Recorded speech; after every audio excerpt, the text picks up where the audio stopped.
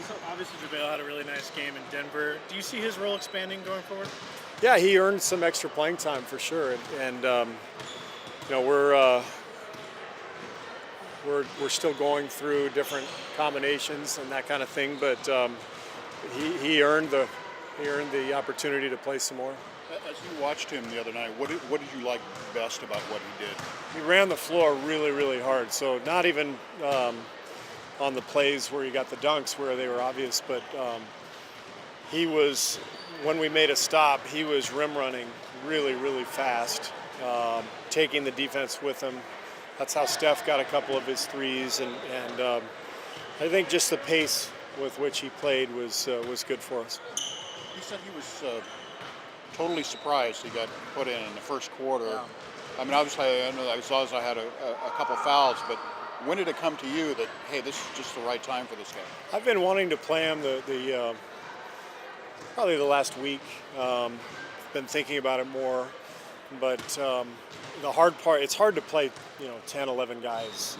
We did it the other night.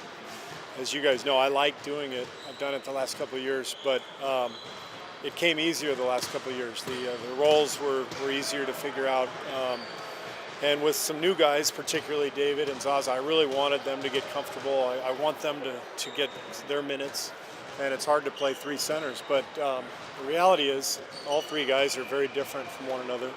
I love having the option to play those guys separately and almost have a center by committee. And so all three guys have played very well, and it's not an easy role to when you're not playing as many minutes. So I've tried to just give David and Zaza the majority of the minutes right now just to get them comfortable. But I think it's fairly obvious that all three will play big roles for us this year. In terms of minutes distribution, how much of that will be dictated by your opponent? A lot of it will be dictated by the opponent, and a lot of it will be dictated by the game itself. The other night called for JaVale because of the quick foul trouble, and we wanted to run against Denver, and his speed was a factor. So it was something the other night where it just felt right. But going forward, every game is going to be a little different, and we'll just have to feel it out. It looked like in the very beginning of the game, your team came out fast, and that's not always the case. But Draymond in particular appeared to make a concerted effort to get energy going into the game. Did you sense that, and is that something that you thought was a factor? Yeah. I think we're just getting more comfortable with one another. We've always wanted to play fast, but the only way you can play fast is if you're confident in what you're doing. You can't be second guessing a cut that you're making or a decision that you're making. And I just feel like our guys are getting more comfortable with one another. Doesn't mean we're there yet, but it was a good step in the right direction. One other thing that JaVale said the other night after the game is that he's never played basketball. Has never been so easy than it was playing with those four guys. Yeah. He could just focus on the main things that he does: run Right. the floor, try to block shots, take up space, defend. I mean. When he has those focused roles, is it easier to plug him in? Yeah, for sure. It's easier, I think, for anybody to play with those guys because they draw so much attention. But especially for him and his role, it makes a lot of sense to keep things simple. Rebound, defend, get out and run. And we'll have a few wrinkles here offensively here and there for him, but. For the most part, we just want to keep it as simple as possible and let him play. How is he as a pick and roll guy? Well, you can see the ability when he rolls to the rim and what he does. He provides extra spacing for us because his ability to catch a lob. That means the defense really has to kind of suck in from the weak side, and he's like a magnet there. If you don't go with him, he's going to catch a lob dunk, and that opens space up on the perimeter. So it's a little different. It's a different look, as I said, from Zaza and from David, and it's good. It's good to have those different options. It looks like you may have taken as much from the Phoenix game as you did from any game this season in terms of just what you want your guys to do and not do and so forth. What did you take away from that game? Well, it was a tough game. It was a clunky game. We didn't have any rhythm at all. I think it was the third game of the year, so it wasn't totally surprising. But what I took from that game was Draymond. The light bulb kind of flicked on for him that game. First couple games he was searching for his role. And I think that game he kind of realized, if I just go out and defend like crazy and take over the game with my energy and my defense, everything's going to be fine. And to me, the second half of that Phoenix game was the turning point for Draymond. He's been phenomenal ever since, and I think he's really growing more and more comfortable every day. How has his role changed? Draymond?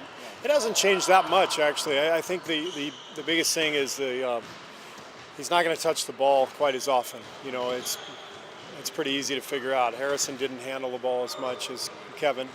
Kevin's going to take some of those touches away from everybody. So Draymond is one of those guys, and I think Draymond understands there's going to be nights like the last two games where he makes some threes. There's going to be other games where maybe he only scores 4 or 5 points. But he's always going to be a high rebound guy, high assist guy, because he's handling the ball quite a bit in our offense, pushing it on the break. And so none of that has changed. It's just maybe the volume of his touches, but he's basically playing the same role as he did last year. What have you thought about what Earl Watson's done with the young Suns team? I like what the Suns are doing. They have a good wealth of talent, good base of draft picks from the last couple of years. Seems like Earl has them playing hard, playing together. So I think it's a pretty nice group. It's a team that's going to be interesting to watch over the next few years. Earl said before the last time you guys played that they're what you guys used to be. Do you see any parallels there? Well, yeah. If you look, 4 or 5 years ago with the Warriors, when Steph and Clay were really young, they hadn't quite turned the corner, and eventually they did with Mark and getting Bogut and really becoming a great defensive team. But yeah, they're you look back 5 years, the Warriors were a team that hadn't figured out how to win yet, but had nice young talent that seemed to fit well together. So I could see that analogy. I think it makes sense. Coach, could you talk about Kevin Durant's performance so far? Do you think if he's fully fitting in for Warriors system so far? Yeah, Kevin's been great. He's so good that he could fit into any team, any offense. But we're really pleased with him. He's playing some of the 4 position for us, which he didn't do much of in Oklahoma City. We've got to stay on him about his rebounding and defense, especially when he's at that position. But he's had a great start to the year, and it's really fun to coach him. How about him playing power forward sometimes? How is the result? Yeah, I mean it's a tough matchup for people to guard him when he's at the 4 because he's so fast and shoots it so well. The biggest thing is at the other end, defensively, he has to be really engaged. We need to rebound better when he's at the 4. To talk about his personality off the court, how does he try to communicate and get along with the players and coaches? He's a great guy. He's soft-spoken, but he wants to be part of the group, and he's fun to be around. He's funny. He's quiet but funny, and you can tell he's very happy with his teammates, and they're happy with him. Anybody else? Well, one thing you notice about him when you get the chance to watch him every game is he's a good passer. Yeah, He's got real skill as a passer. He's a great passer, great playmaker, and he really fits in with our group because, to me, the strength of our offense the last couple of years is the passing ability of all 5 guys on the court. Whether it was Bogut last year at the center spot, or KD now at the 3 or the 4. You look at all of our guys, Andre, Draymond, Steph, Clay, they're all good passers. And I think Kevin really enjoys playing with the group because the ball's moving. He can be on either end of the play. He might make the play for someone else, or someone might make one for him. And it's a fun style to play. It only works, though, if you have a lot of guys who can play the game and make plays, and he fits right in.